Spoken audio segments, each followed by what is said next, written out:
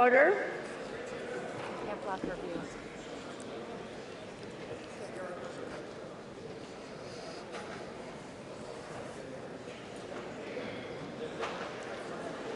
Madam Speaker, the Vice President and the United States Senate.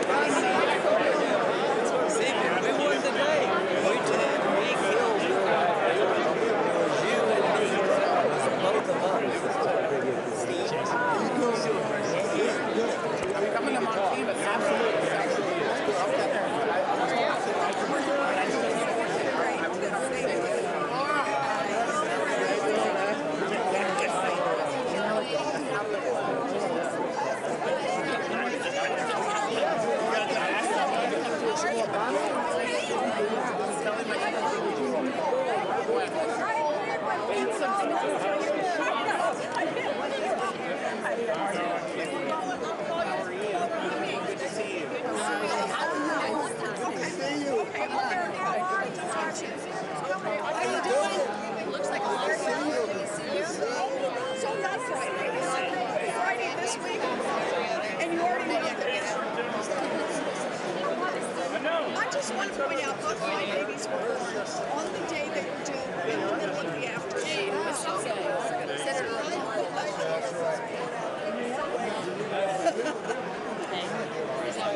Well, exciting. Thank you. Hey, look at you, beard man. Yes. Welcome home.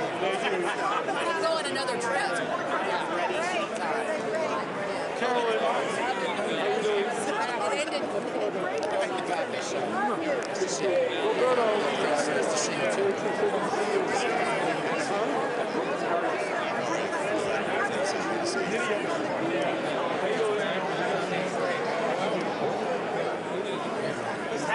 Call Bill Haggard. Okay.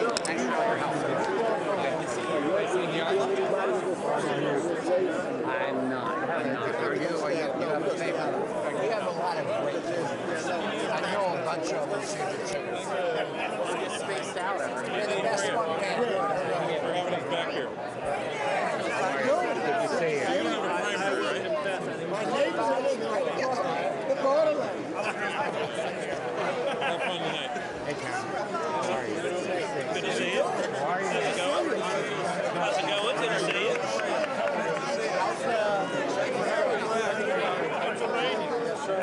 I doubt it. I think we'll be fine.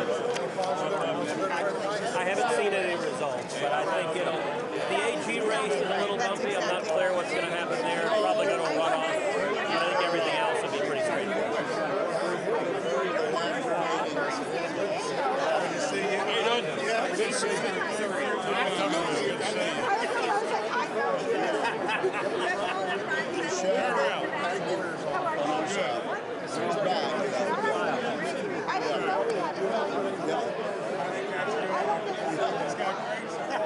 That's awesome. That's where I come from. Hello, how you doing? I'm okay. She's great, thank you.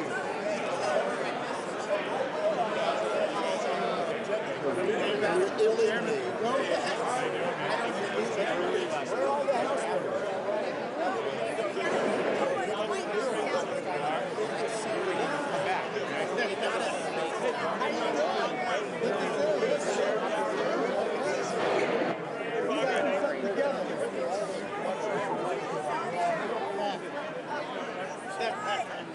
You have some fun.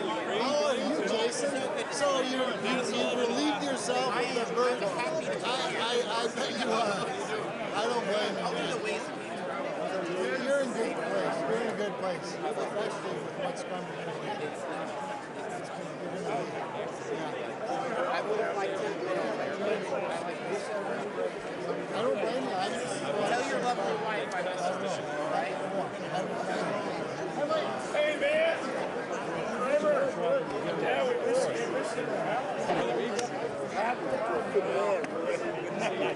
you. You remember when we had lunch? I do. Absolutely. How are you? Good to see you. Whatever we need to do down there, we gotta get started. You on the key. You're on the key, man. Good to see you. How we doing? Great job.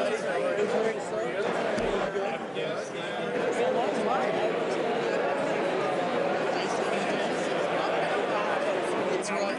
You're doing good. Thank you. You're doing a great job. It is crazy times. That's all I can tell you. You know that. It is. Got your Ukraine colors.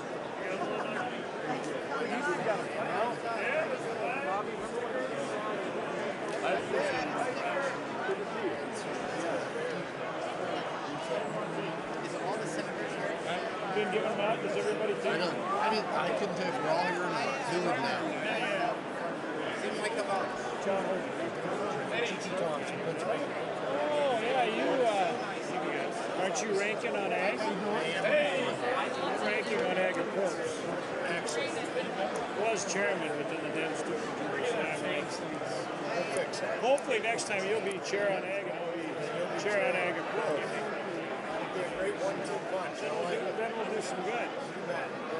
Good deal. Good to see you. Hey!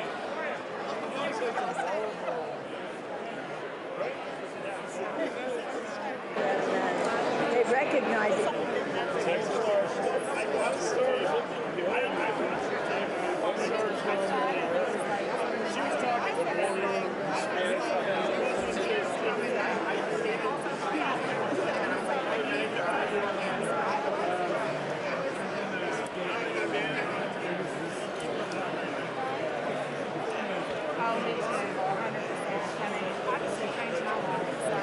I never thought I'd do this job, but oh,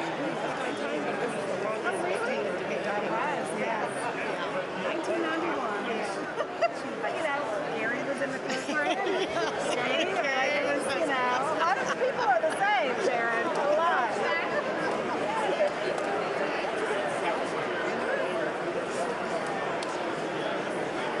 Lots of accusations. I think the nuance, the detail of the truth is tricky, but by no means what's going on is good. But it's like, it's hard. There's disinformation all over. It's now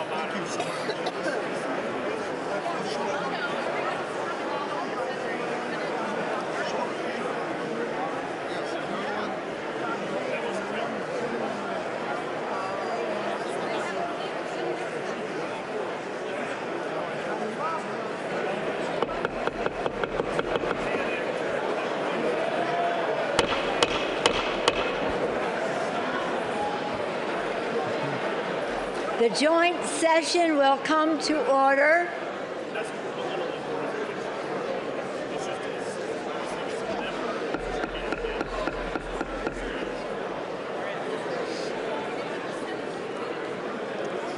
Okay, then we do these, okay? The joint session will come to order. The chair appoints as members of the committee on the part of the House to escort the President of the United States into the chambers.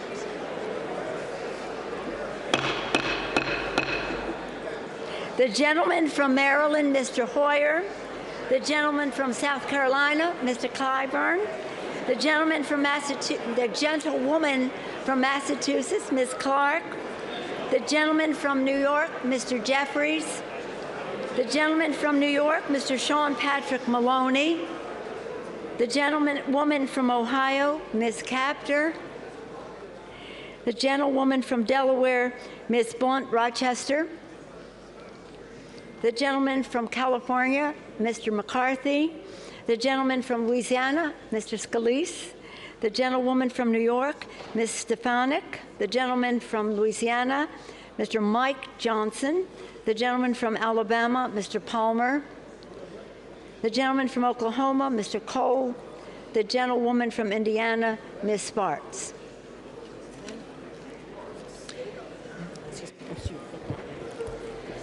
The President of the Senate, at the direction of that body, appoints the following senators as members of the Committee on the part of the Senate to escort the President of the United States into the House chamber.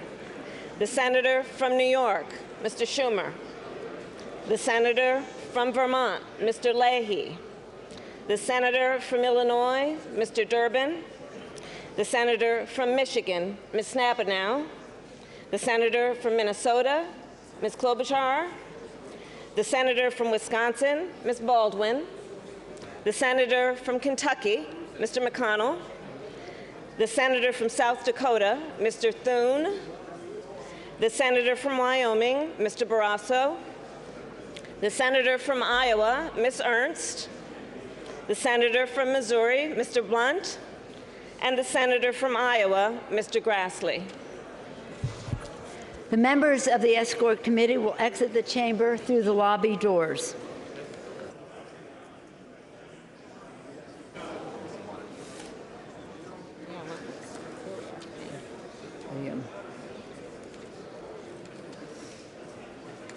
Now we wait for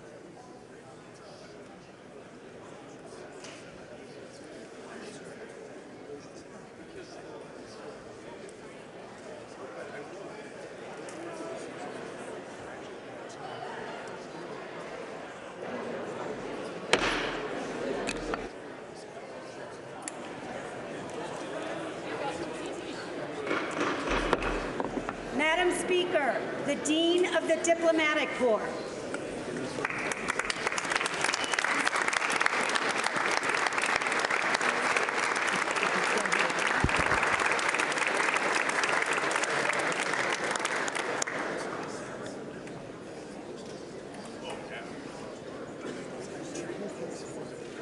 Cabinet is.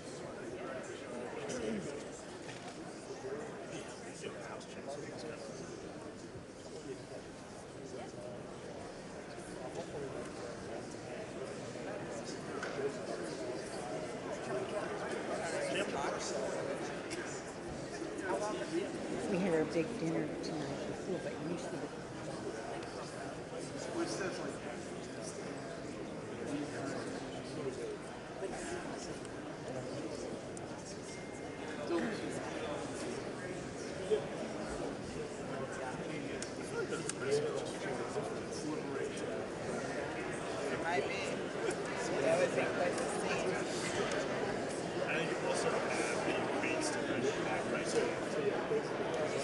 Depends on your camera, so you can see it.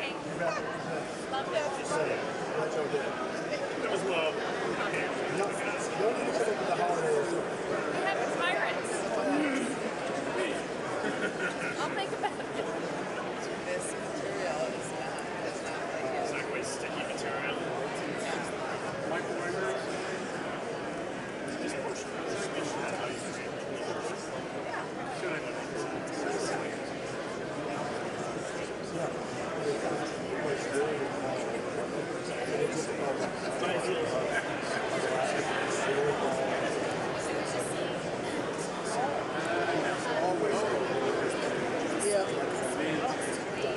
Yeah, they've still got a few more reasons.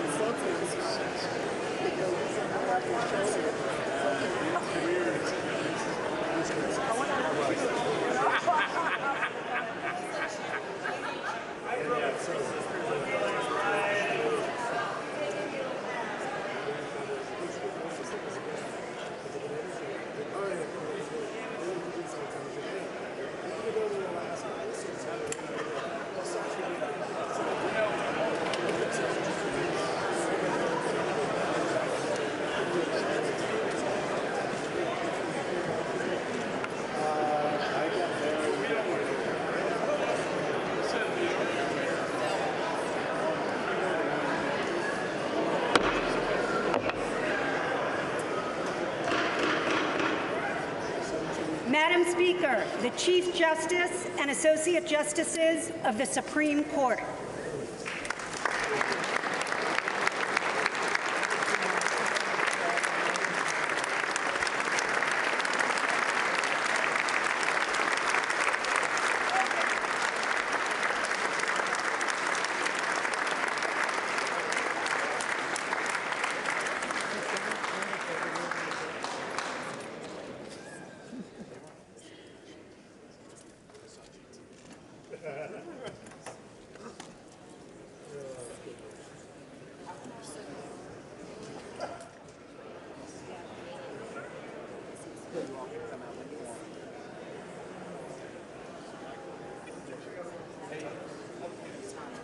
Next up is the first one.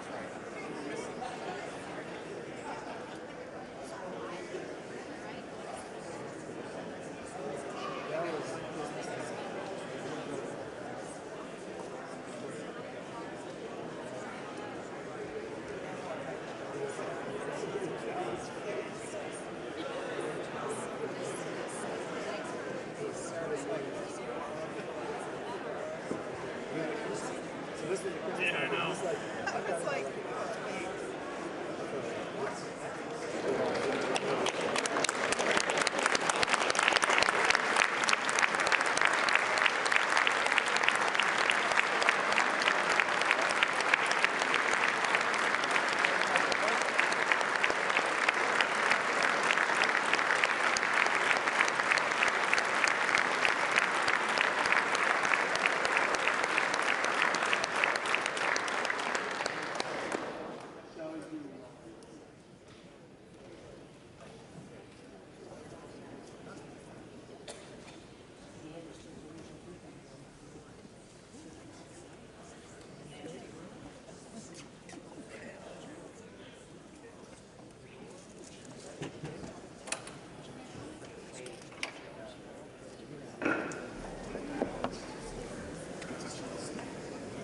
Madam Speaker, the President's Cabinet.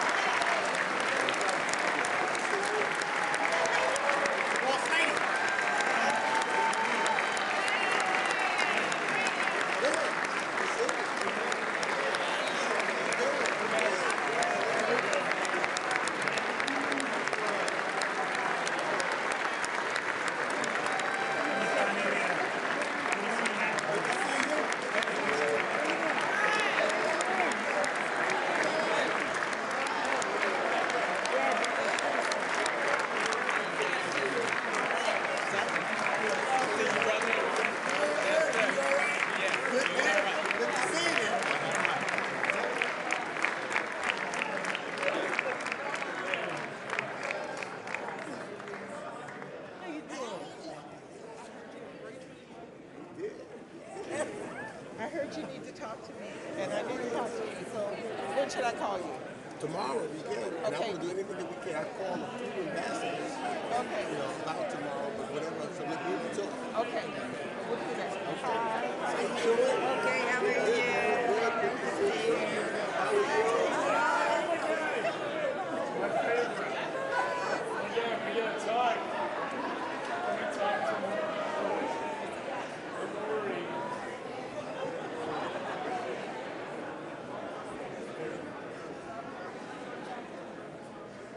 Chair Mason. We'll talk.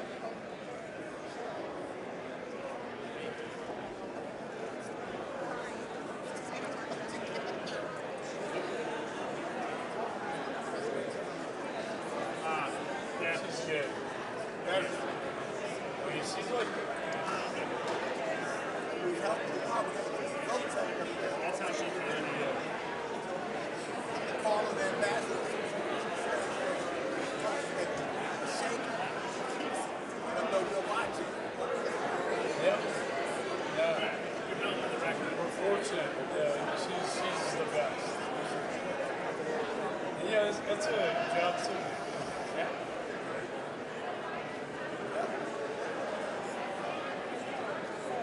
So, hey, Greg, who's next? It's my ninth term. I don't really know who's coming out of the United States. In the States. Some guy that's supposed to be the most powerful man in the world. He goes, powerful man. Wow. And then you and I were like, what are we doing?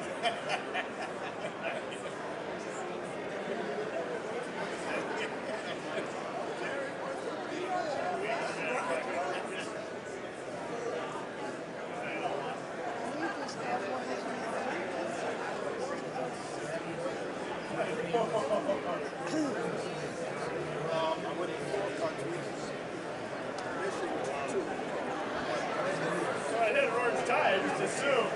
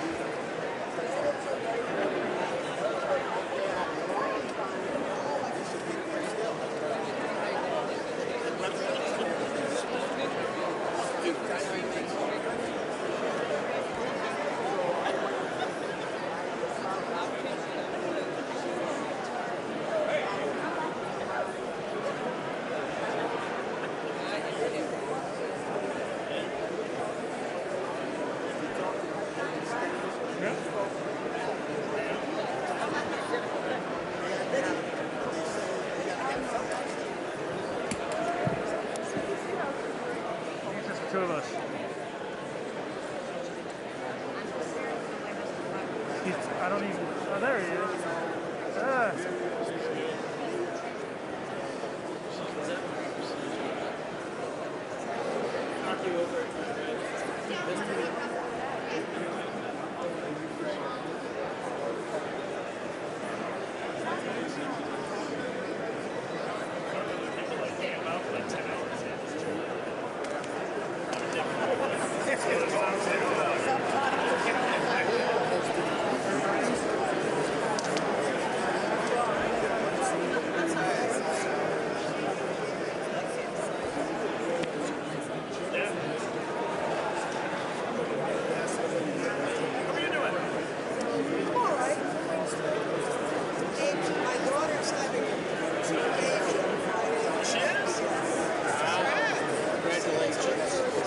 As soon as you're here, you're out. So it won't be a second round. It'll be a tight schedule up there.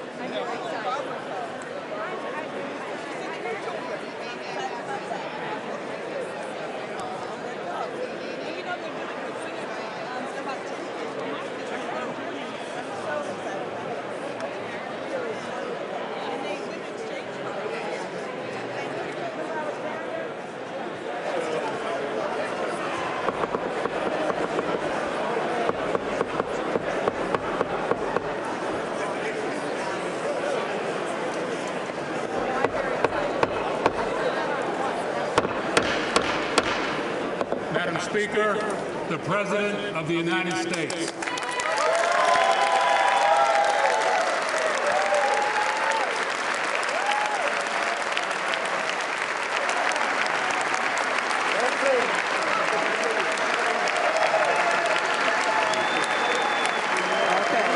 Let's see. Maybe. Let's see. And then I'll give you anything.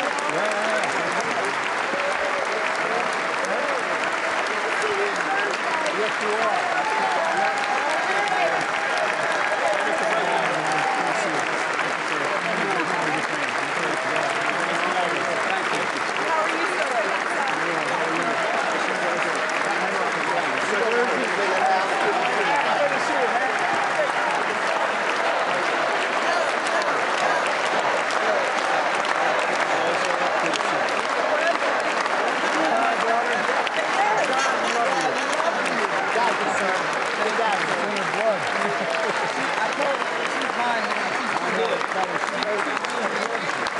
Judge, how are you? Madam Justice?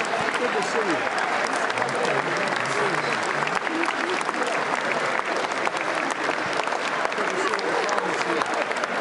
Chief, how are you?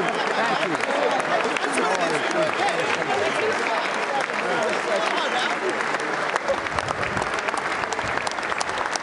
Great, Jack.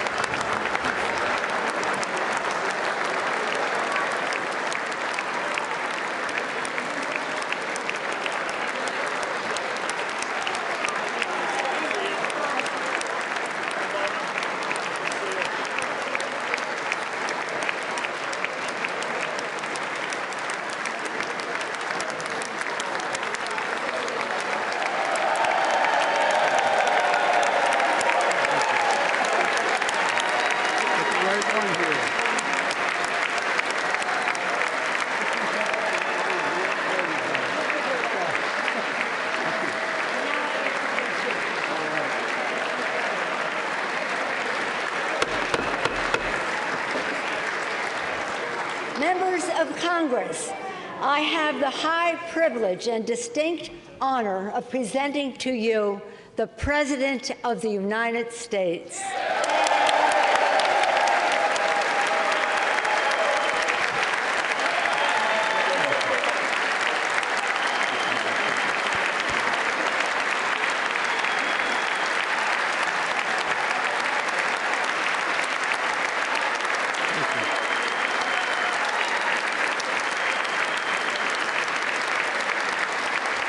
Thank you, thank you, thank you.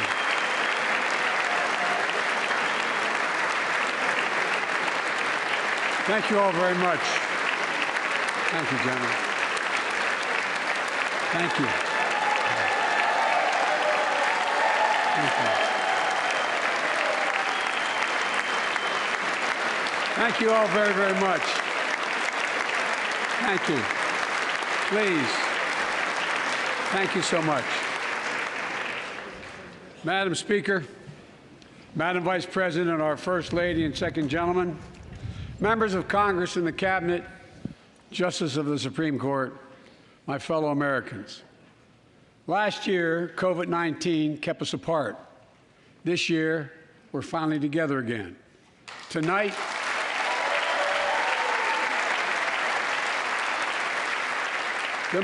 we meet as Democrats, Republicans, and Independents, but most importantly, as Americans, with the duty to one another, to America, to the American people, to the Constitution, and an unwavering resolve that freedom will always triumph over tyranny.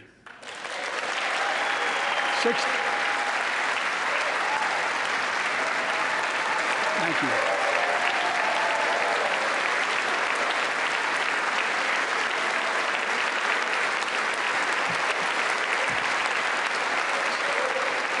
6 days ago, Russia's Vladimir Putin sought to shake the very foundations of the free world, thinking he could make it bend to his menacing ways.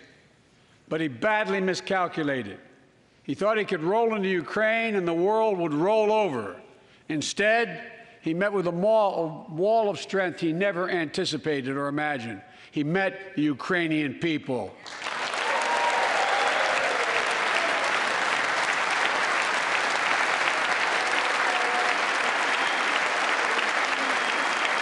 From President Zelenskyy to every Ukrainian, their fearlessness, their courage, their determination literally inspires the world. Groups of citizens blocking tanks with their bodies, everyone from students to retirees to teachers, turned soldiers defending their homeland. And in this struggle, President Zelenskyy said in his speech to the European Parliament, "Light will win over darkness." The Ukrainian ambassador to the United States is here tonight, sitting with the First Lady. Let each of us, if you're able to stand and send an unmistakable signal to the world of Ukraine. Thank you. Thank you, thank you, thank you.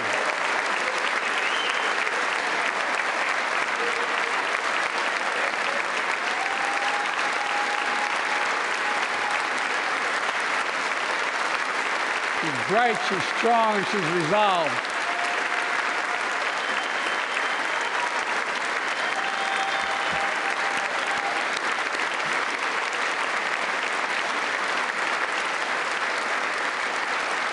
Yes, we, the United States of America, stand with the Ukrainian people.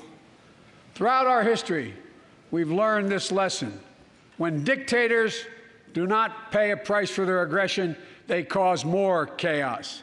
They keep moving, and the cost, the threats to America and America to the world keeps rising. That's why the NATO alliance was created, to secure peace and stability in Europe after World War II. The United States is a member, along with 29 other nations. It matters. American diplomacy matters. American resolve matters. Putin's latest attack on Ukraine was premeditated and totally unprovoked. He rejected repeated efforts at diplomacy. He thought the West and NATO wouldn't respond. He thought he could divide us at home, in this chamber, in this nation. He thought he could divide us in Europe as well. But Putin was wrong. We are ready. We are united, and that's what we did. We stayed united. We prepared extensively and carefully. We spent months building coalitions of other freedom-loving nations in Europe and the Americas, from America to the Asian and African continents, to confront Putin. Like many of you, I spent countless hours unifying our European allies. We shared with the world in advance what we knew Putin was planning and precisely how he would try to falsify and justify his aggression. We countered Russia's lies with the truth. And now that he's acted, the free world is holding him accountable, along with 27 members of the European Union, including France, Germany, Italy, as well as countries like the United Kingdom, Canada, Japan, Korea, Australia, New Zealand, and many others. Even Switzerland are inflicting pain on Russia and supporting the people of Ukraine. Putin is now isolated from the world more than he has ever been. Together,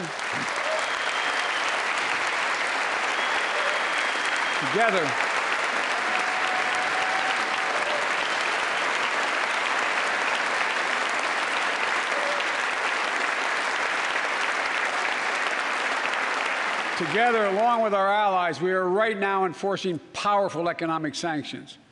We're cutting off Russia's largest banks in the international financial system, preventing Russia's central bank from defending the Russian ruble, making Putin's $630 billion war fund worthless. We're choking Russia's access. To technology that will sap its economic strength and weaken its military for years to come. Tonight, I say to the Russian oligarchs and the corrupt leaders who bilked billions of dollars off this violent regime, no more. The United States, I mean it.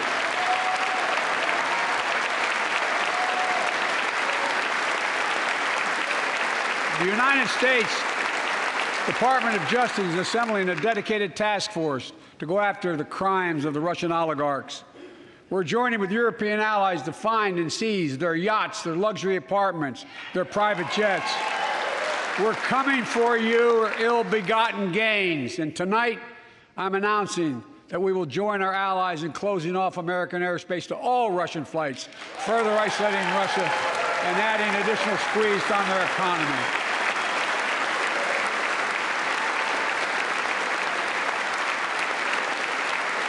He has no idea what's coming. The ruble has already lost 30% of its value. The Russian stock market has lost 40% of its value, and trading remains suspended. The Russian economy is reeling, and Putin alone is the one to blame. Together with our allies, we're providing support to the Ukrainians in their fight for freedom. Military assistance, economic assistance, humanitarian assistance. We're giving more than $1 billion of direct assistance to Ukraine, and will continue to aid the Ukrainian people as they defend their country and help ease their suffering.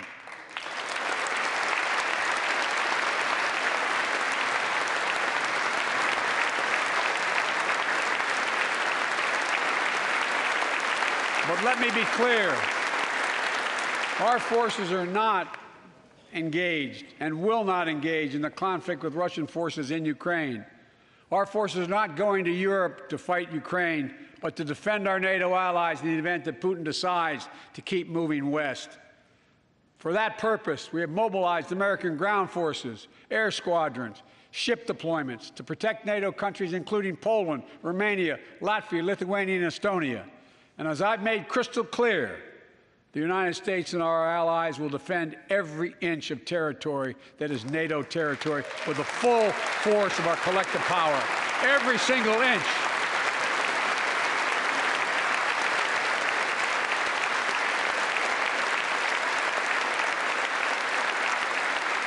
And we're clear-eyed. The Ukrainians are fighting back with pure courage. But the next few days, weeks, and months will be hard on them. Putin has unleashed violence and chaos, but while he may make gains on the battlefield, he'll pay a continuing high price over the long run. And a pound of Ukrainian people, the proud, proud people, pound for pound, ready to fight with every inch of energy they have. They've known 30 years of independence, have repeatedly shown that they will not tolerate anyone who tries to take their country backwards. To all Americans, I'll be honest with you, as I always promised I would be. A Russian dictator invading a foreign country has cost around the world.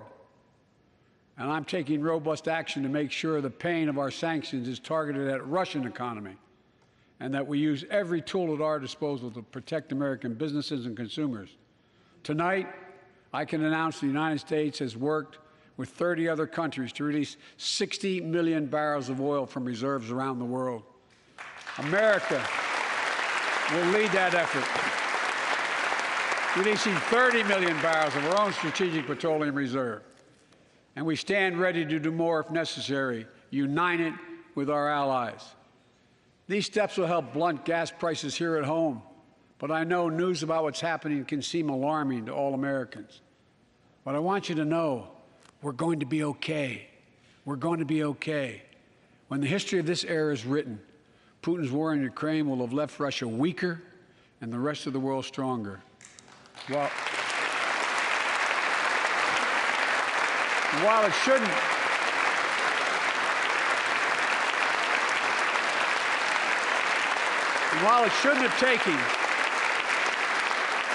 have taken something so terrible for people around the world to see what's at stake, now everyone sees it clearly. We see the unity among leaders of nations, a more unified Europe, a more unified West. We see unity among the people who are gathering in cities and large crowds around the world, even in Russia, to demonstrate their support for the people of Ukraine. In the battle between democracy and autocracies, democracies are rising to the moment, and the world is clearly choosing the side of peace and security. This is the real test, and it's going to take time. So let us continue to draw inspiration from the iron will of the Ukrainian people.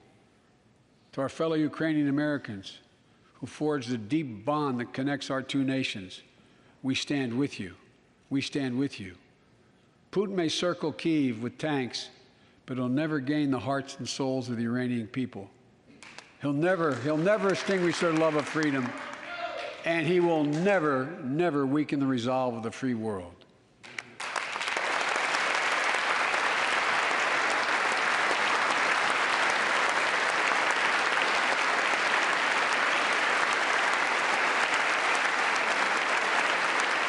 We meet tonight in an America that has lived through two of the hardest years this nation has ever faced. The pandemic has been punishing, and so many families are living paycheck to paycheck, struggling to keep up with the rising cost of food, gas, housing, and so much more. I understand, like many of you did. My dad had to leave his home in Scranton, Pennsylvania to find work. So like many of you, I grew up in a family when the price of food went up, it was felt throughout the family. It had an impact. That's when one of the first things I did as president was fight to pass the American Rescue Plan. Because people were hurting, we needed to act, and we did. Few pieces of legislation have done more at a critical moment in our history to lift us out of a crisis. It fueled our efforts to vaccinate the nation and combat COVID-19, delivered immediate economic relief to tens of millions of Americans. It helped put food on the table. Remember those long lines of cars waiting for hours just to get a box of food put in their trunk. It cut the cost of health care insurance. And as my dad used to say, it gave the people just a little bit of breathing room. Unlike the $2 trillion tax cut passed in the previous administration that benefited the top 1% of Americans, the American Rescue Plan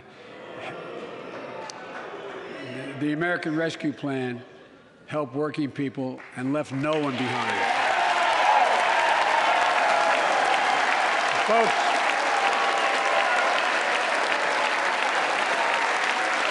and it worked. It worked.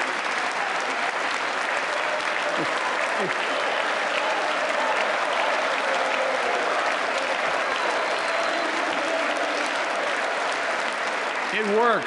We created jobs, lots of jobs. In fact, our economy created over 6.5 million new jobs just last year. More jobs in 1 year than ever before in the history of the United States of America. The economy grew at a rate of 5.7 last year, the strongest growth rate in 40 years. And the first step in bringing fundamental change to our economy that hasn't worked for working people in this nation for too long. For the past 40 years, we were told The tax break for those at the top and benefits would trickle down and everyone would benefit. But that trickle-down theory led to a weaker economic growth, lower wages, bigger deficits, and a widening gap between the top and everyone else in nearly a century. Look, Vice President Harris and I ran for office, and I realize we have fundamental disagreements on this, but ran for office with a new economic vision for America. Invest in America, educate Americans, grow the workforce, build the economy from the bottom up and the middle out, not from the top down, because we know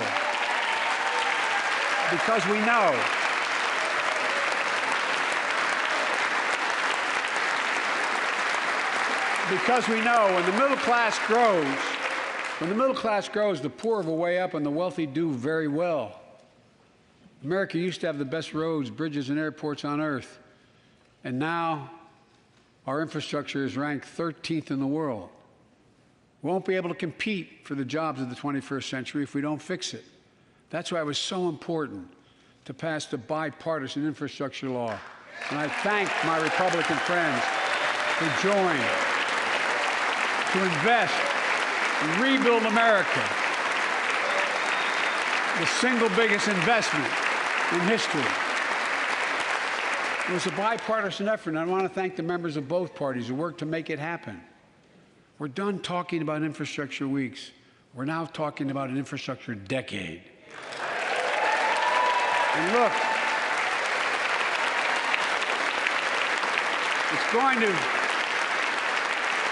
it's going to transform America, to put us on a path to win the economic competition of the 21st century that we face with the rest of the world, particularly China. I've told Xi Jinping it's never been a good bet to bet against the American people. We'll create good jobs for millions of Americans, modernizing roads, airports, ports, waterways, all across America. And we'll do it to withstand the devastating effects of climate change and promote environmental justice. We'll build a national network of 500,000 electric vehicle charging stations.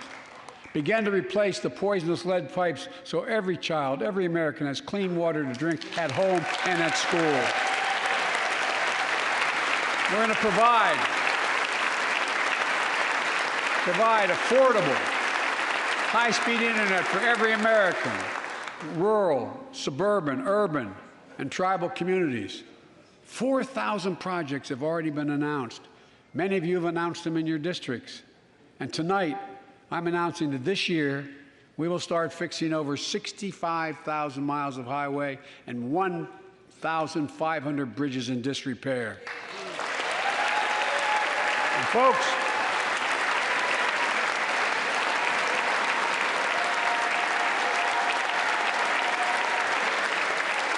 when we use taxpayers' dollars to rebuild America, we're going to do it by buying America.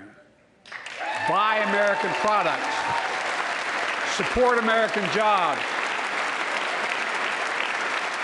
The federal government spends about $600 billion a year to keep this country safe and secure. There's been a law on the books for almost a century to make sure taxpayers' dollars support American jobs and businesses. Every administration, Democrat and Republican, says they'll do it, but we're actually doing it. We'll buy America to make sure everything from the deck of an aircraft carrier to the steel on highway guardrails is made in America from beginning to end. All of it. All of it.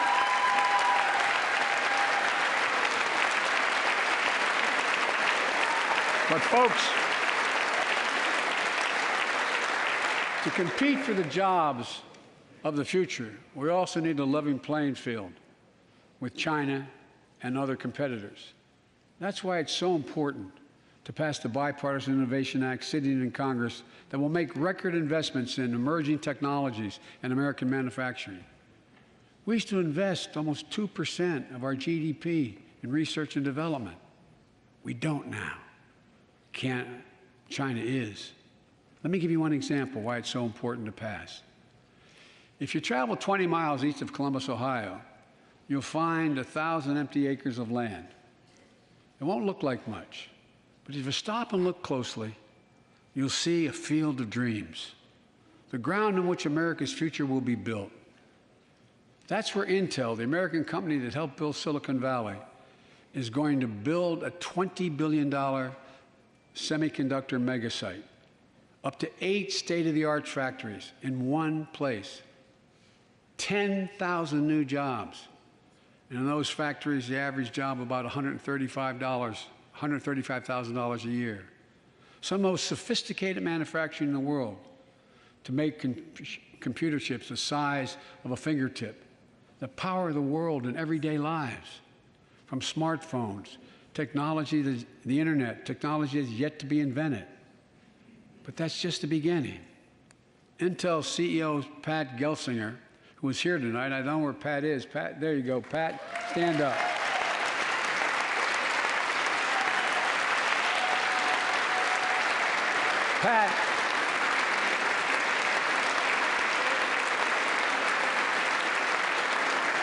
Pat came to see me, and he told me they're ready to increase their investment from $20 billion to $100 billion. That would be the biggest investment in manufacturing in American history. And all they're waiting for is for you to pass this bill. So let's not wait any longer. Send it to my desk, I'll sign it, and we'll really take off in a big way. And folks, Intel is not alone. There's something happening in America. Just look around and you'll see an amazing story. The rebirth of pride that comes from stamping products made in America. The revitalization of American manufacturing. Companies are choosing to build new factories here when just a few years ago they would have gone overseas. That's what's happening. Ford is investing $11 billion in electric vehicles, creating 11,000 jobs across the country.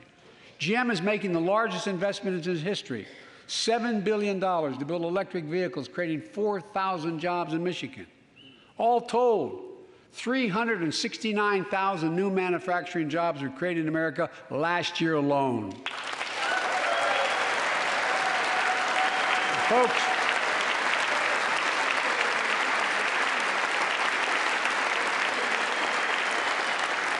powered by people I've met like JoJo Burgess from generations of union steelworkers in Pittsburgh, who's here tonight. Where are you, JoJo? There you go. Thanks, buddy. As Ohio Senator Sherrod Brown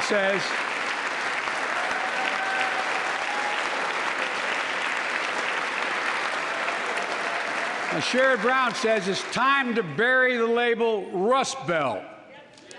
It's time to see what used to be called the Rust Belt become the home of a significant resurgence of manufacturing. And with all the bright spots in our economy, record job growth, higher wages, too many families are struggling to keep up with their bills. Inflation is robbing them of gains they thought otherwise they would be able to feel. I get it. That's why my top priority is getting prices under control. Look, our economy roared back faster than almost anyone predicted. But the pandemic meant that businesses had a hard time hiring enough people because of the pandemic to keep up production in their factories. So you didn't have people making those beams that went into buildings because they were out. The factory was closed. The panic also disrupted the global supply chain. Factories close. When that happens, it takes longer to make goods and get them to the warehouses, to the stores, and prices go up. Look at cars last year. 1/3 of all the inflation was because of automobile sales. There weren't enough semiconductors to make all the cars that people wanted to buy. And guess what? Prices of automobiles went way up, especially used vehicles as well. And so we have a choice. One way to fight inflation is to drive down wages and make Americans poorer. I think I have a better idea to fight inflation. Lower your costs, not your wages. Folks,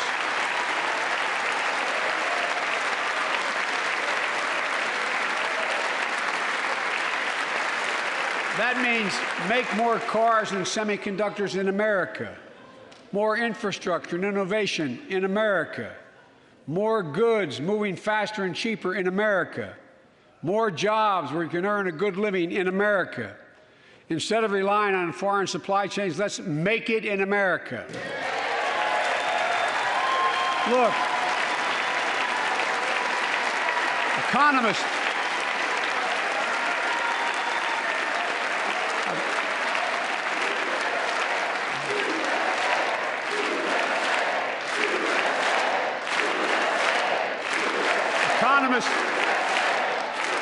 call this increasing the productive capacity of our economy.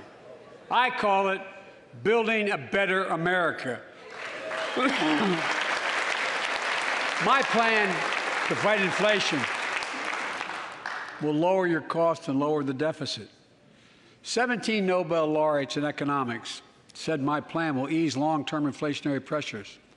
Top business leaders, and I believe most Americans support the plan. And here's the plan. First, cut the cost of prescription drugs. We pay more for the same drug produced by the same company in America than any other country in the world. Just look at insulin. 1 in 10 Americans has diabetes. In Virginia, I met a 13-year-old boy, the handsome young man standing up there, Joshua Davis. He and his dad both have type 1 diabetes, which means they need insulin every single day. Insulin costs about $10 a vial to make. That's what it costs the pharmaceutical company. But drug companies charge families like Joshua and his dad up to 30 times that amount. I spoke with Joshua's mom. Imagine what it's like to look at your child who needs insulin to stay healthy and have no idea how in God's name you're going to be able to pay for it. What it does to your family, but what it does to your dignity, your ability to look your child in the eye, to be the parent you expect yourself to be. I really mean to think about that. That's what I think about. You know, yesterday, Joshua's here tonight, but yesterday was his birthday. Happy birthday, buddy, by the way. For Joshua and 200,000 other young people with type 1 diabetes, let's cap the cost of insulin at $35 a month so everyone can afford it. And drug companies will do very, very well, their profit margin. While we're at it, I know we have great disagreements on this floor with this. Let's let Medicare negotiate the price of prescription drugs.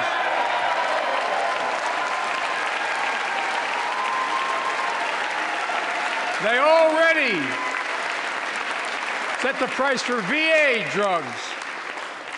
Look, the American Rescue Plan is helping millions of families with Affordable Care Act plans to save them $2,400 a year on their health premiums. Let's close the coverage gap and make these savings permanent. And second, let's cut energy costs for families, an average of $500 a year by combating climate change. Let's provide an investment tax credits to weatherize your home and your business, to be energy efficient and get a tax credit for it. Double America's clean energy production in solar, wind, and so much more. Lower the price of electric vehicles, saving another $80 a month that you're not going to have to pay at the pump. Folks,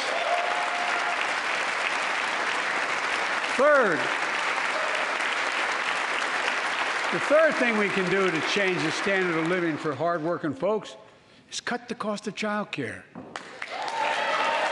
Cut the cost of child care. Folks, if you live in a major city in America, you pay up to $14,000 a year for child care per child. I was a single dad for 5 years, raising 2 kids. I had a lot of help, though. I had a mom, a dad, a brother, and a sister that really helped. But middle class and working folks shouldn't have to pay more than 7% of their income to care for the young children. My plan would cut the cost of child care in half for most families and help parents, including millions of women who left the workforce during the pandemic because they couldn't afford child care, to be able to get back to work, generating economic growth. But my plan doesn't stop there. It also includes home and long-term care, more affordable housing, pre-K for 3- and 4-year-olds. All these will lower costs to families. And under my plan, nobody, let me say this again, nobody earning less than $400,000 a year will pay an additional penny in new taxes. Not a single penny.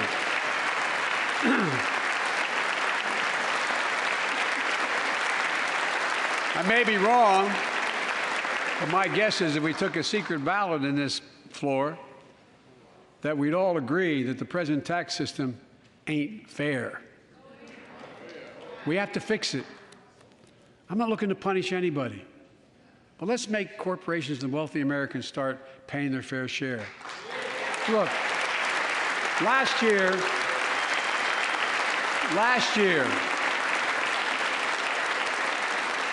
and like Chris Coons and Tom Carper and my distinguished Congresswoman, we come from the land of corporate America. There are more corporations incorporated in America than every other state in America combined. And I still won 36 years in a row. The point is, even they understand they should pay just a fair share.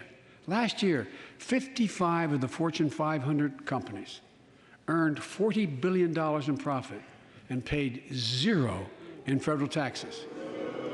Now look, it's not fair. That's why I proposed a 15% minimum tax rate for corporations. We've got, and that's why in the G7 and other meetings overseas, we're able to put together, I was able to be somewhat helpful, 130 countries agree on a global minimum tax rate. So companies can't get out of paying their taxes at home by shipping jobs and factories overseas. It'll raise billions of dollars. That's why I propose closing loopholes for the very wealthy who pay a lower tax rate than a teacher and a firefighter. So that's my plan, but we have to go more detailed later.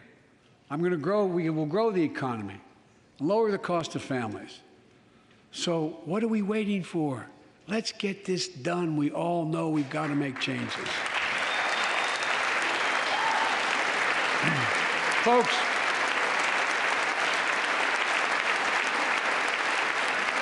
and while you're at it, confirm my nominees for the Federal Reserve, which plays a critical role in fighting inflation. My plan will not only lower costs and give families a fair shot, it will lower the deficit. The previous administration not only ballooned the deficit with those tax cuts for the very wealthy and corporations, it undermined the watchdogs, the job of those to keep pandemic relief funds being wasted. Remember we had those debates about whether or not those watchdogs should be able to see every day how much money was being spent, where was it going to the right place? But in my administration, the watchdogs are back.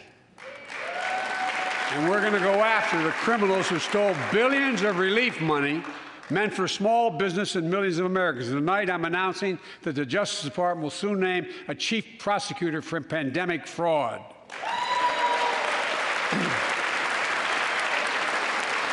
And look,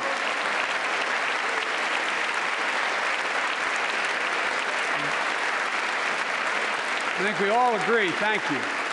By the end of this year, the deficit will be down to less than half of what it was before I took office.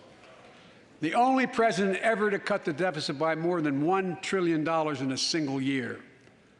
Lowering your cost also meant demanding more competition.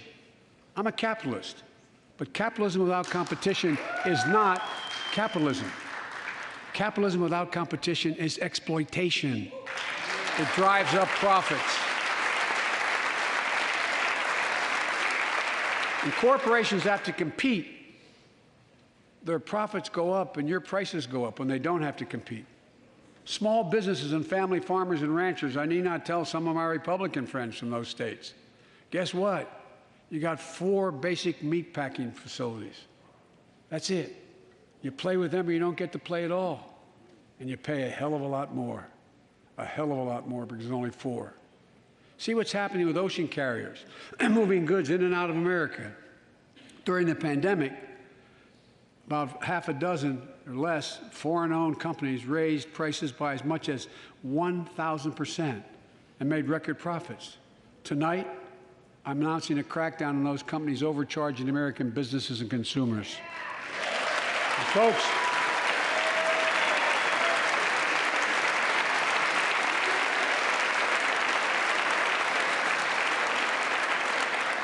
and as Wall Street firms take over more nursing homes, quality in those homes has gone down and costs have gone up. That ends on my watch. Medicare is going to set higher standards for nursing homes and make sure your loved ones get the care they deserve and that they inspect and they will look at closely. We're also going to cut costs to keep the economy going strong and giving workers a fair shot, provide more training and apprenticeships, hire them based on skills, not just their degrees. Let's pass the Paycheck Fairness Act and paid leave. Raise the minimum wage to $15 an hour and extend the child tax credit so no one has to raise a family in poverty. Let's increase Pell Grants, increase our historic support for HBCUs, and invest in what Jill, our First Lady who teaches full-time, calls America's best-kept secret, community colleges. Look, let's pass the PRO Act. When a majority of workers want to form a union, they shouldn't be able to be stopped. When we invest in our workers and we build an economy from the bottom up and the middle out together, we can do something we haven't done in a long time, build a better America. For more than 2 years, COVID has impacted every decision in our lives and the life of this nation. And I know you're tired, frustrated, and exhausted. That doesn't even count the close to 1 million people who sit at a dining room table or a kitchen table and look at an empty chair because they lost somebody.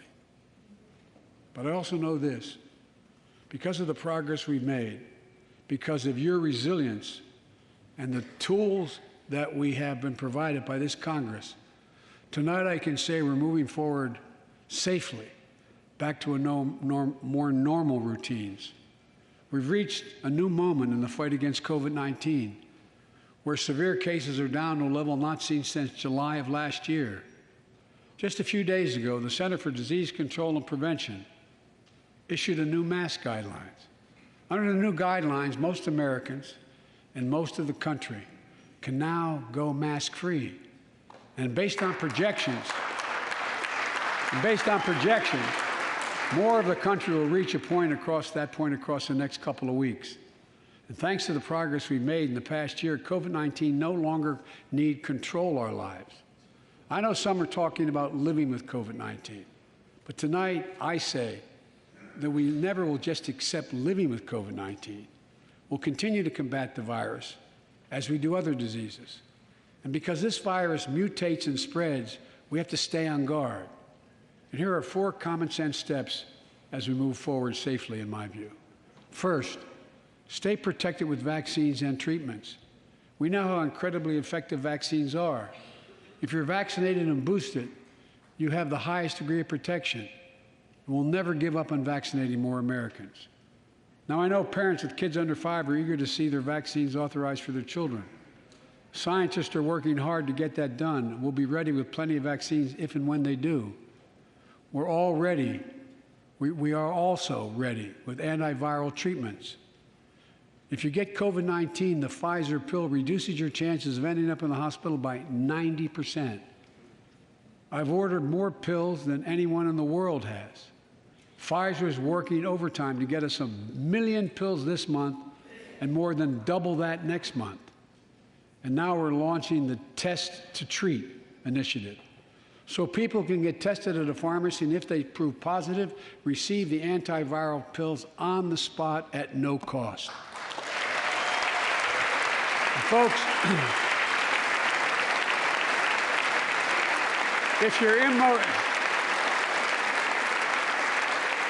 immunocompromised or have some other vulnerability, we have treatments and free high-quality masks. We're leaving no one behind or ignoring anyone's needs as we move forward. On testing, we've made hundreds of millions of tests available, and you can order them for free to your doorstep. And we've already ordered free tests. If you already ordered free tests tonight, I'm announcing you can order another group of tests. Go to covidtest.gov starting next week, and you can get more tests. Second, we must prepare for new variants. Over the past, we've gotten much better at detecting new variants. If necessary, we'll be able to develop new vaccines within 100 days instead of maybe months or years. And if Congress provides the funds we need, we'll have new stockpiles of tests, masks, pills ready if needed. I can't promise a new variant won't come, but I can promise you we'll do everything within our power to be ready if it does. Third,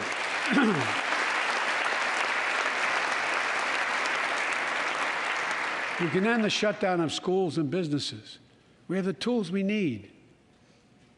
It's time for America to get back to work and fill our great downtowns again with people. People working from home can feel safe and begin to return to their offices. We're doing that here in the federal government. The vast majority of federal workers will once again work in person. Our schools are open. Let's keep it that way. Our kids need to be in school.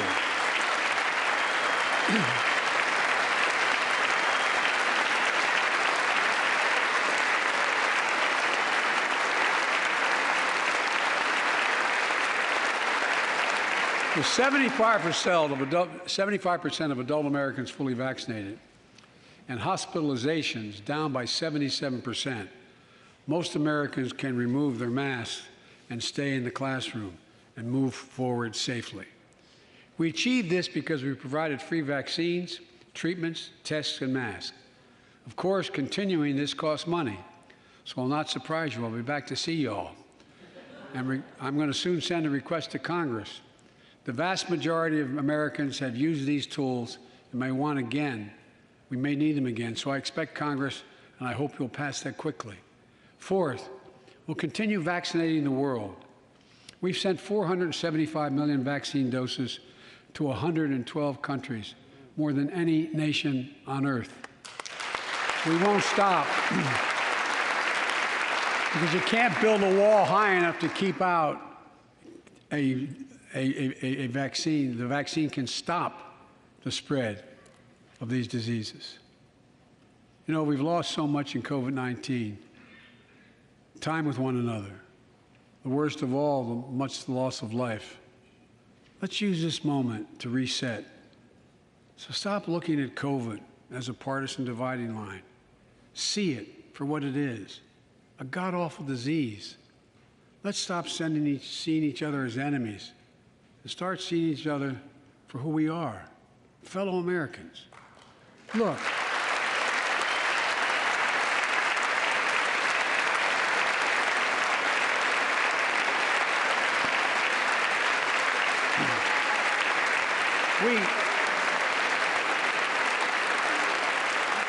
we can't change how divided we've been. It was a long time in coming. But we can change how to move forward on COVID-19 and other issues that we must face together. I recently visited New York City Police Department days after the funerals of Officer Wilbur Mora and his partner, Officer Jason Rivera. They were responding to a 9/11 call when a man shot and killed them with a stolen gun. Officer Mora was 27 years old. Officer Rivera was 22 years old. Both Dominican Americans who grew up in the same streets that they later chose to patrol as police officers. I spoke with their families, and I told them that we were forever in debt for their sacrifices and will carry on their mission to restore the trust and safety of every community deserves. Like some of you that have been around for a while, I've worked with you on these issues for a long time. I know what works.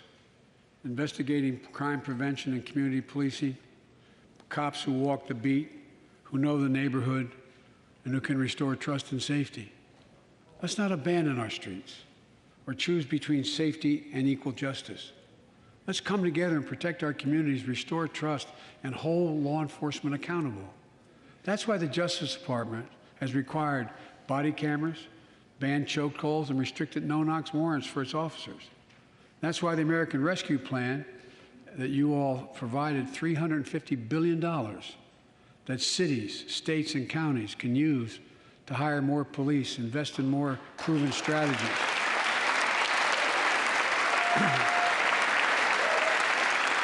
Proven strategies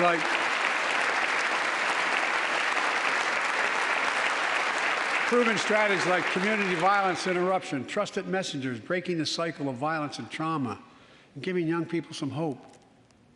We should all agree the answer is not to defund the police. It's to fund the police. Fund them. Fund them.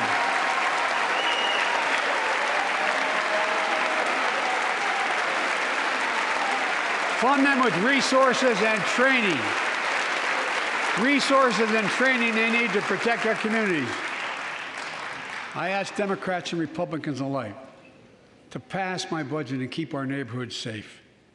And we'll do everything in my power to crack down on gun trafficking, of ghost guns that you can buy online, assemble at home, no serial numbers, can't be traced. I ask Congress to pass proven measures to reduce gun violence. Pass universal background checks. Why should anyone on the terrorist list be able to purchase a weapon? Why? Why? And folks, ban assault weapons with high-capacity magazines that hold up to 100 rounds. You think the deer are wearing Kevlar vests? Look, repeal the liability shield that makes gun manufacturers the only industry in America that can't be sued. The only one. Imagine had we done that with the tobacco manufacturers. These laws don't infringe on the Second Amendment. They save lives. The most fundamental right in America is the right to vote and have it counted. And look, it's under assault. In state after state, new laws have been passed. Not only to suppress the vote, we've been there before, but to subvert the entire election. We can't let this happen. Tonight I call on the Senate to pass the Freedom to Vote Act, pass the John Lewis Act, Voting Rights Act.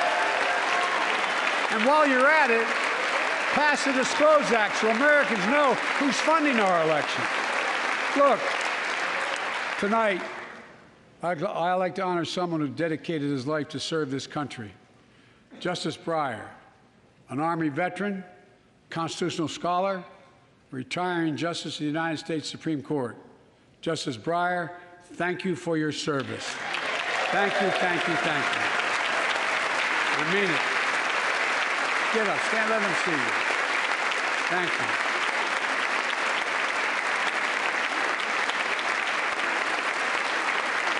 And we all know, no matter what your ideology, we all know one of the most serious constitutional responsibilities a president has is nominating someone to serve on the United States Supreme Court. As I did 4 days ago, I've nominated the Circuit Court of Appeals, Ketanji Brown Jackson, one of our nation's top legal minds, who continue in Justice Breyer's legacy of excellence. A former top litigator in private practice, a former federal public defender, from a family of public school educators and police officers. She's a consensus builder. Since she's been nominated, she's received a broad range of support, including the Fraternal Order of Police and former judges supported by Democrats and Republicans. Folks, if we're to advance liberty and justice, we need to secure our border and fix the immigration system.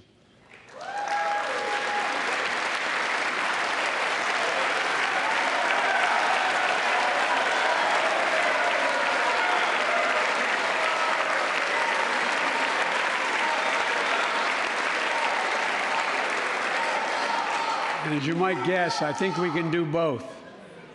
At our border, we've installed new technology like cutting-edge scanners to better detect drug smuggling. We've set up joint patrols with Mexico and Guatemala to catch more human traffickers. We're putting in place dedicated immigration judges in a significant larger number so families fleeing persecution and violence can have their cases heard faster, and those who don't legitimately hear can be sent back. We're screening, we're securing commitments, and supporting partners in South and Central America to host more refugees and secure their own borders.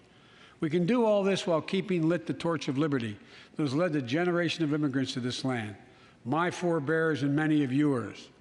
Provide a pathway to citizenship for dreamers, those with temporary status, farm workers, essential workers. Revise our laws so businesses have workers they need and families don't wait decades to reunite. It's not only the right thing to do, it's economically smart thing to do. That's why the immigration reform is supported by everyone from labor unions to religious leaders to the U.S. Chamber of Commerce. Let's get it done once and for all. Folks,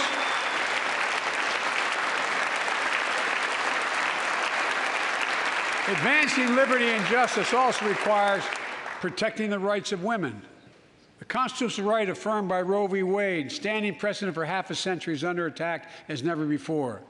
If you want to go forward, not backwards, we must protect access to health care, preserve a woman's right to choose, and continue to advance maternal health care for all Americans. And folks, for our LGBTQ plus Americans, let's finally get the Bipartisan Equality Act to my desk. The onslaught of state laws targeting transgender Americans and their families, it's simply wrong. And I said last year, especially to our younger transgender Americans, I'll always have your back as your president so you can be yourself and reach your God-given potential. Folks,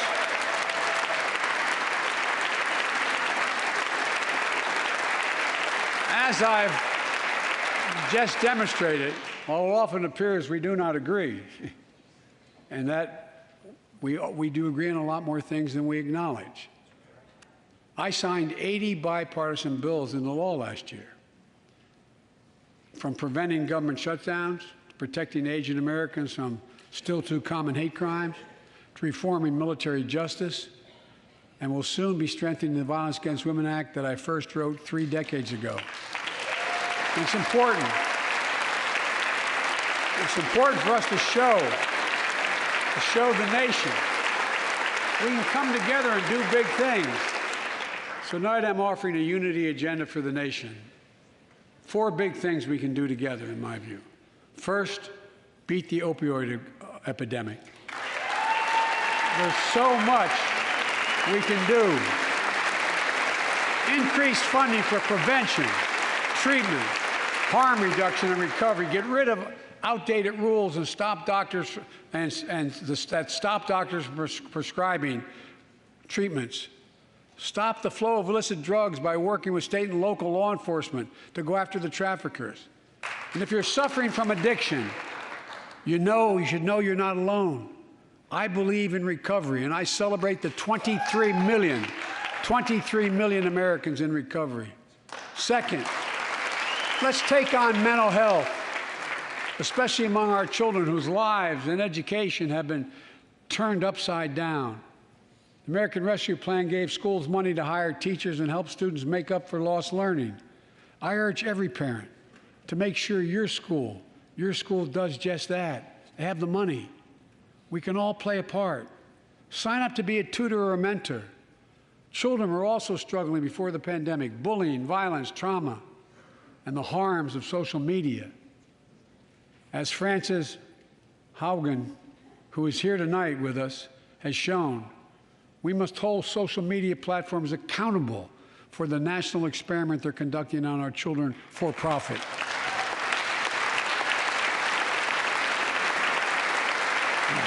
Folks, thank you. Thank you for the courage you showed.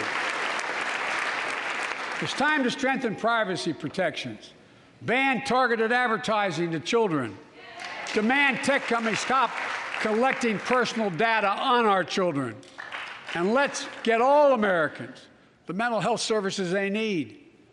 More people can turn for help and full parity between physical and mental health care if we treat it that way in our insurance. Look,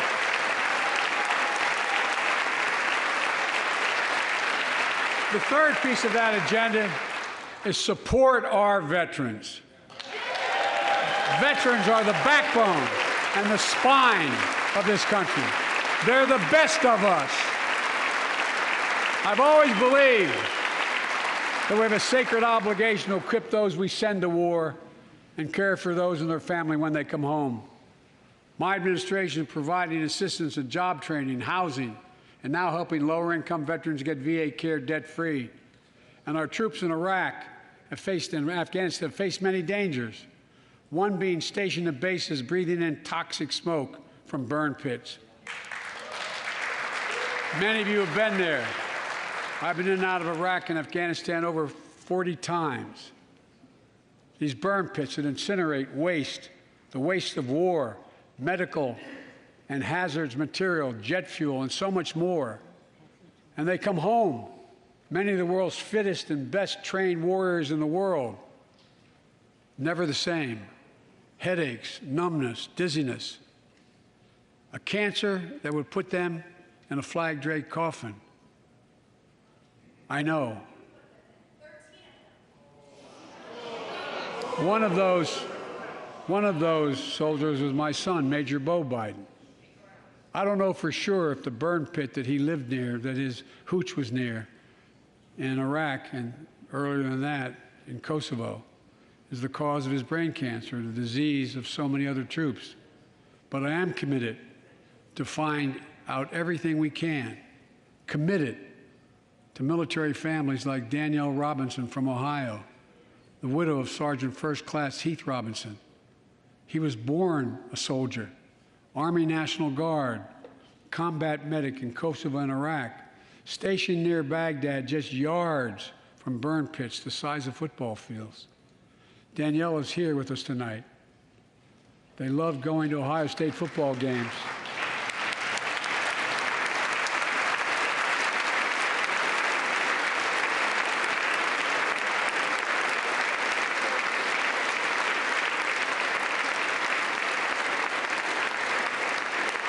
And he loved building Legos with their daughter. But cancer from prolonged exposure to burn pits ravaged Heath's lungs and body. Danielle says Heath was a fighter to the very end. He didn't know how to stop fighting, and neither did she. Through her pain, she found purpose to demand that we do better. Tonight, Danielle, we are going to do better. The VA is pioneering new ways of linking toxic exposure to disease, already helping more veterans get benefits. And tonight, I'm announcing we're expanding eligibility to veterans suffering from 9 respiratory cancers. I'm also calling on Congress to pass a law to make sure veterans devastated by toxic exposure in Iraq and Afghanistan finally get the benefits and the comprehensive health care they deserve.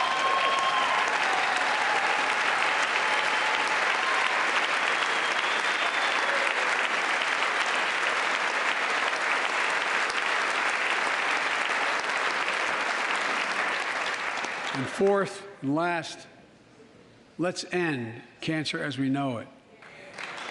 This is personal.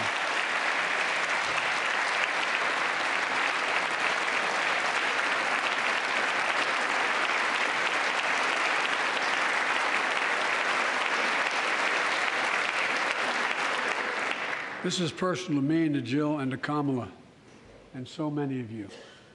So many of you have lost someone you love. Husband, wife, son, daughter, mom, dad. Cancer is the #2 cause of death in America, second only to heart disease. Last month, I announced the plan to supercharge the cancer moonshot that President Obama asked me to lead 6 years ago. Our goal is to cut cancer death rates by at least 50% over the next 25 years, and I think we can do better than that. Turn cancers from death sentences into treatable diseases. More support for patients and their families. To get there, I call on Congress to fund what I call ARPA-H, Advanced Research Projects Agency for Health, patterned after DARPA in the Defense Department. Projects that led in DARPA to the internet, GPS, and so much more that make our forces more safer and be able to wage war with more clarity. ARPA will have a singular purpose: to drive breakthroughs in cancer, Alzheimer's and diabetes, and more. A unity agenda for the nation. We can do these things. It's within our power, and I don't see a partisan edge to any one of those four things.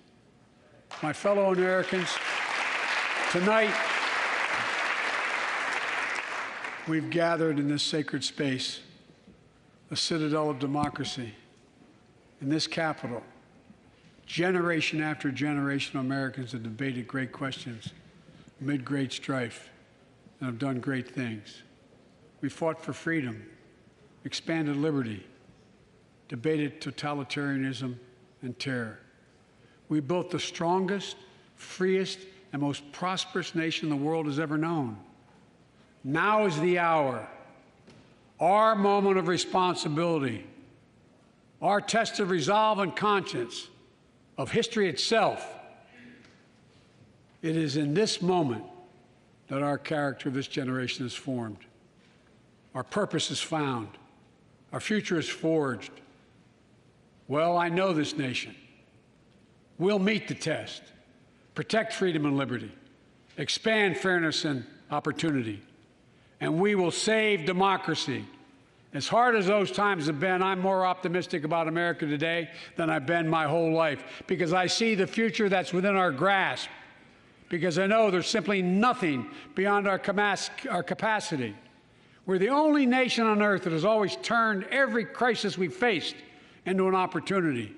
The only nation that can be defined by a single word: possibilities. So on this night, on our 245th year as a nation, I've come to report on the state of the nation, the State of the Union. And my report is this: the State of the Union is strong because you, the American people, are strong. We are stronger today. We are stronger today than we were a year ago. And we'll be stronger a year from now than we are today. This is our moment to meet and overcome the challenges of our time. And we will, as one people, one America, the United States of America. God bless you all, and may God protect our troops. Thank you. Go get him.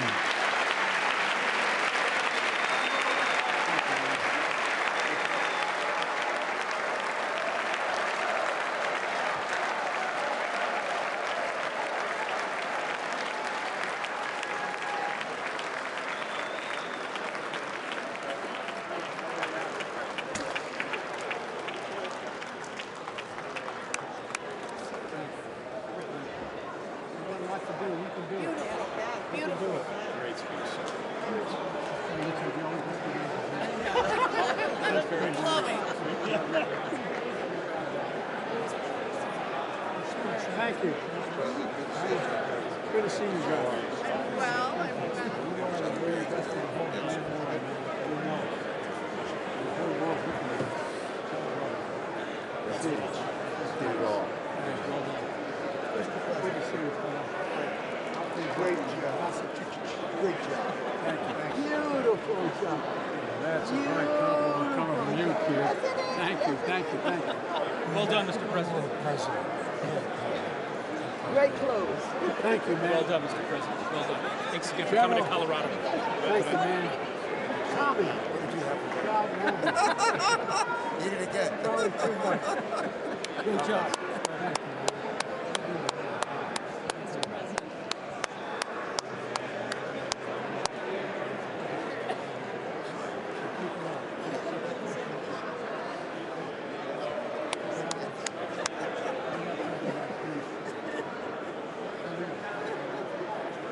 Thank you, man. Well done, Mr. President. That was a hell of a speech. Great job, Mr. President. Yes. Nice inspirational speech. You know, they asked me, what did I want to hear tonight? I said, I wanted you to give us some hope. You knocked it out the park. Thank you. Thank you. Thank you. Great job. Besides, we got the best damn generals in the world. I'll tell you what. Obviously, everything you say, as you know. Good to see you, man. Come on.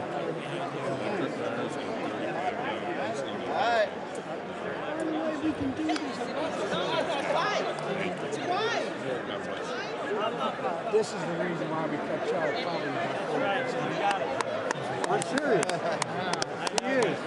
She is. She's been on it for a while. Fantastic. We can do this.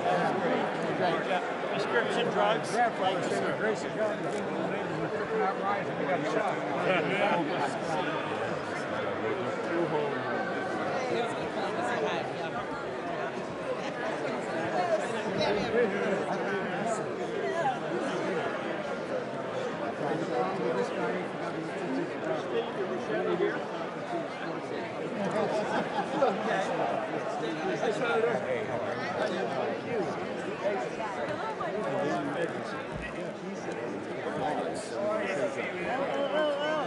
Thank you, Justice.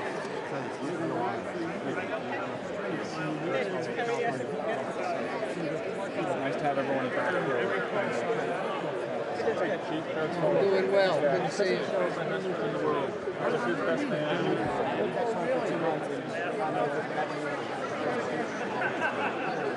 I'm sorry? Absolutely.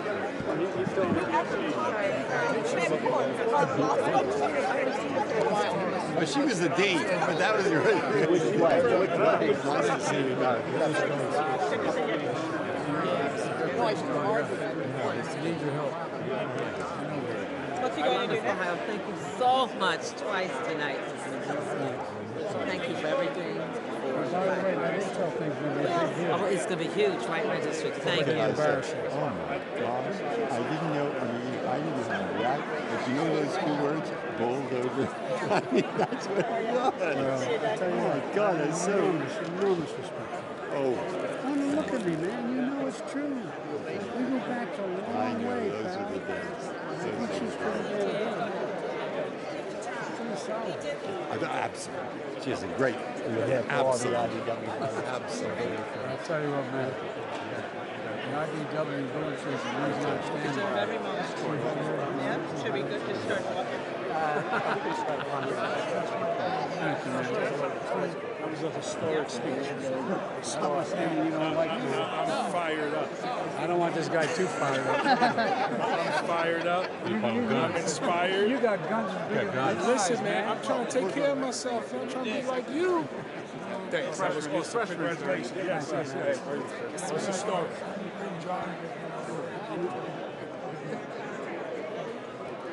I mean, listen, people at home appreciate us.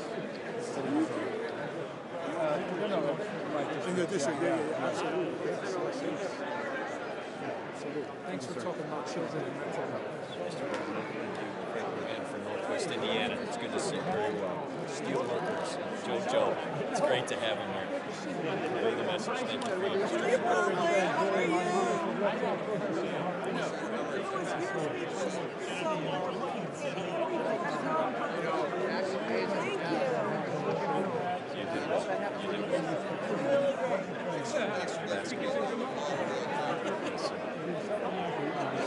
Good job, Mr. President. Thank you.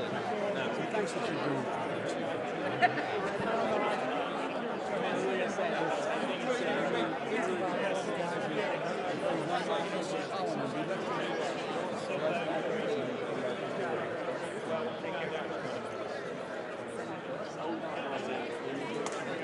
You're the real photographer.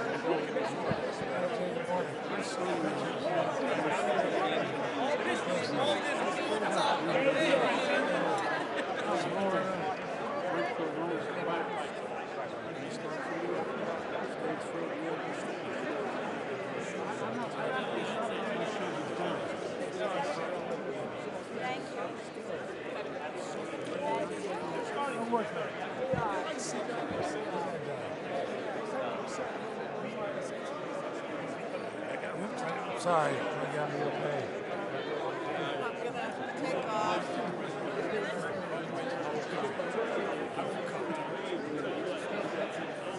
Well, good, not really. You know what I mean? You know what I mean?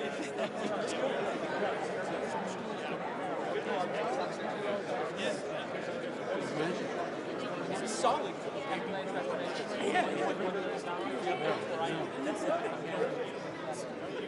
See you later. Is the president really still here? Mr. President, you knocked it out of the park. I was screeching, "Go Joe," the whole time. I was like inappropriate in every way. I kept stepping up and saying, "Go Joe, go Joe." I was jumping up the whole time. I keep trying. I keep trying. Yes, oh, this lady too. She started in the house. Yes, let her go. I know. Sorry. Make it. Yeah.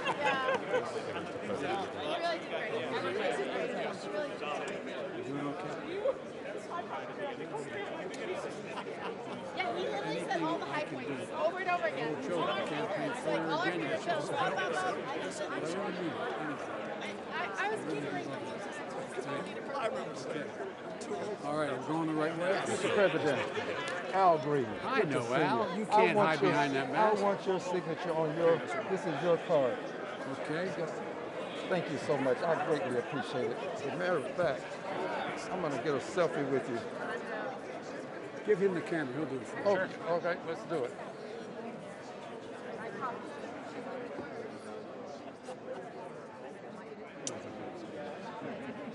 Thank you. I reminded me of some words I heard when somebody was signing the Obamacare about the deal. Oh, look. God, thank God. Thank God my mother didn't hear that. Mr. President. Mr. President. Thanks. You're mildly prejudiced. I love you. Just my time. How are you, man? So I'll see you on Thursday. Yes. You're signing my book. It's a big deal. It is a big deal. Jamie Ramsey called me the Ross. That's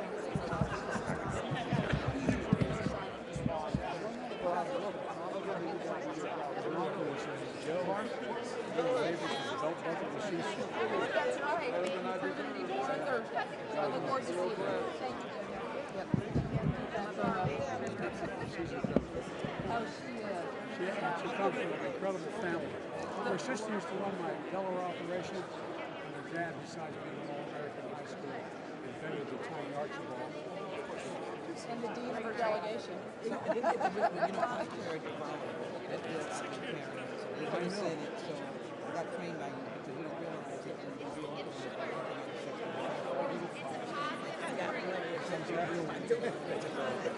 So, thank you.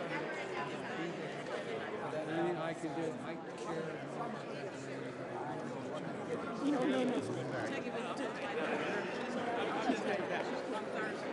And I think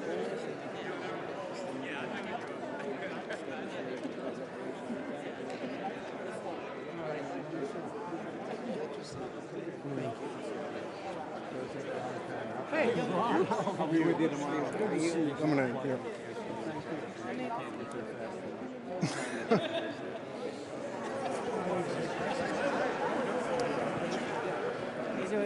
Thank you. Good to see you again. You're mildly prejudiced on my behalf. Thank you.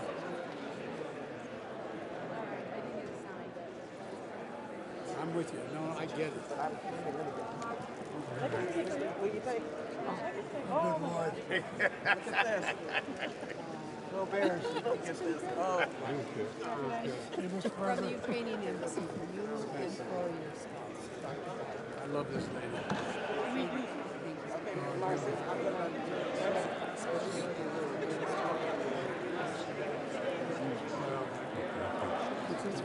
Yeah, it is. It is. It's good to see you. Yes, I know. And by the way, here so you can get next to it. Anything for the front. so if I were in Puerto Rico, I spent a lot of time. No, I know, but my point is, I spent a lot of time in Puerto Rico because the third tradition business.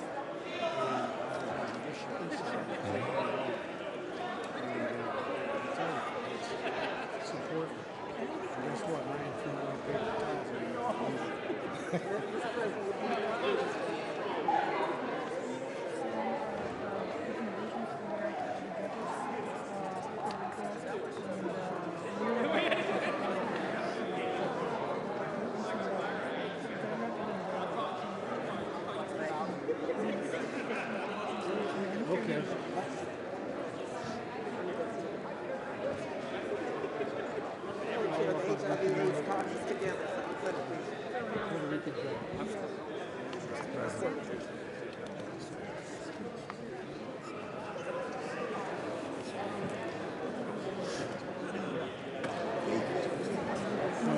Tell you what,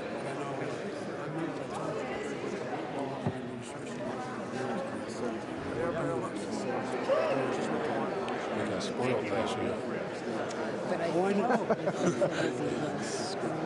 got that.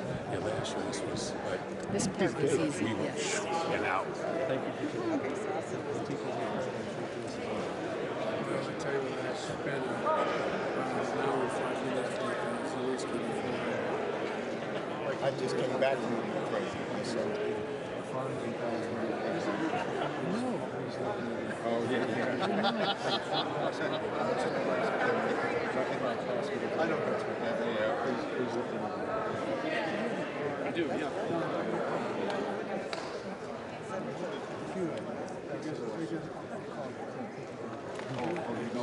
quick session.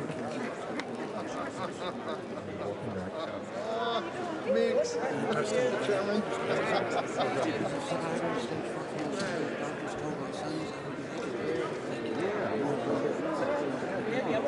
We're doing great stuff. It's 15 years ago, my dad was told that we did because of public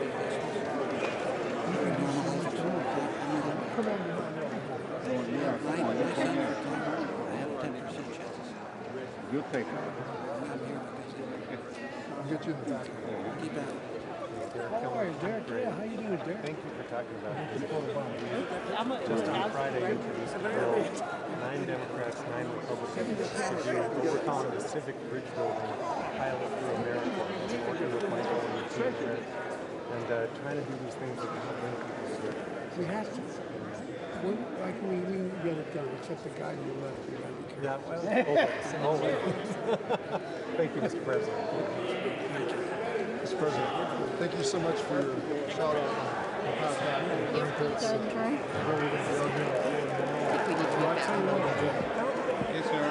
to see you. Good to see you as well. Thank you. Great speech. I don't know who the hell you have about. Oh, get out of here. Come on, let's go shopping. Yeah, let's go shopping. Can you get a photo? Yeah, come on, jump in. All right, I'll get one here. All right, get your face in there. Let me go back this way. All right, Now he's got something on you guys. You better be careful. You got the next.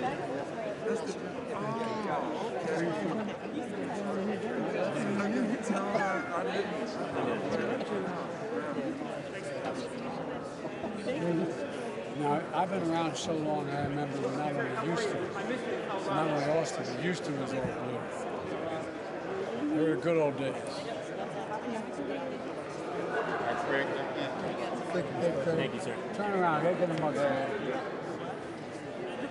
Oh, that's a great shot. Yeah. Thank you. Survivors out. Where's the stuff going? Thank you. Thank you. Okay, now I can. Okay. That's clear. Great job. What's your name? Mark.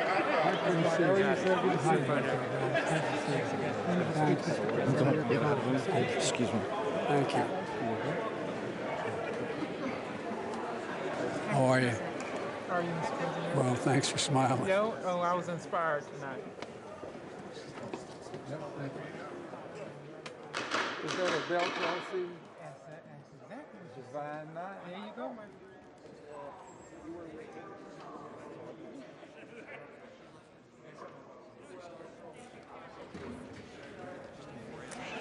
I used to be